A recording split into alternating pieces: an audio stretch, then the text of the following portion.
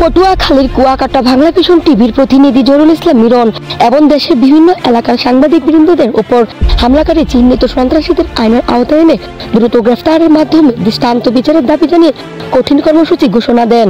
পটুয়াখালীর গলাচিপা উপজেলার কর্মরত সাংবাদিক বৃন্দদের আয়োজনে 7 ফেব্রুয়ারি বেলা 11টার সময় মুক্তিযোদ্ধা কমপ্লেক্সের সামনে শতাধিক সাংবাদিক বৃন্দ ও সুশীল সমাজের ব্যক্তিদের অংশগ্রহণে ঘণ্টাব্যাপী মানববন্ধন ও বিক্ষোভ কর্মসূচি অনুষ্ঠিত হয়।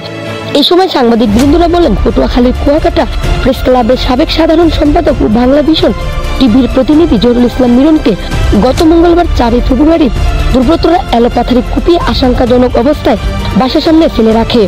এছাড়া ঢাকা সুপ্রিম কোর্ট এর প্রাঙ্গণে নারায়ণগঞ্জে, রাজশাহী, খুলনা, চট্টগ্রাম, বরিশালের কর্মরত সাংবাদিক বৃন্দদের উপর হত্যার উদ্দেশ্যে চিহ্নিত সন্ত্রাসীদের বর্বরোচিত হামলার ঘটনার তীব্র প্রতিবাদ ও নিন্দা জানান।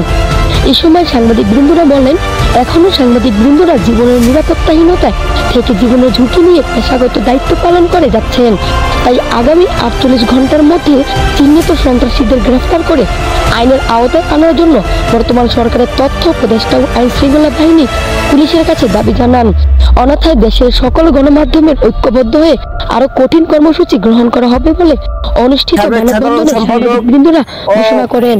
কুয়াকাটা বাংলা ভিশন টেলিভিশনের কুয়াকাটা প্রতিনিধি জহুরুল ইসলাম মিরনের উপর হামলাকারীদের অতি দ্রুত কুয়াকাটার বাংলা ভিশনের সাংবাদিক জহুরুল ইসলাম মিলনের উপর হামলার তীব্র প্রতিবাদ জানায় এবং এর সাথে জড়িত যে সমস্ত দুষ্কৃতিকারী বা দুর্বৃত্ত আছে তাদেরকে অবিলম্বে গ্রেপ্তার করে এদের বিচারের সম্মুখীন করা হোক। আমার ভাবতে অবাক লাগে যে এই 5ই আগস্টের পরে একটি বৈষম্যহীন সমাজ ব্যবস্থা কায়েমের জন্য সাংবাদিকরা যেভাবে নিরলস পরিশ্রম করে বস্তুনিষ্ঠ সংবাদ পরিবেশন করেছে, আর সেই অবস্থায় একজন নিরলস নিবেদিত প্রাণ সাংবাদিককে এইভাবে প্রকাশ্যে একেবারে নির্লজ্জভাবে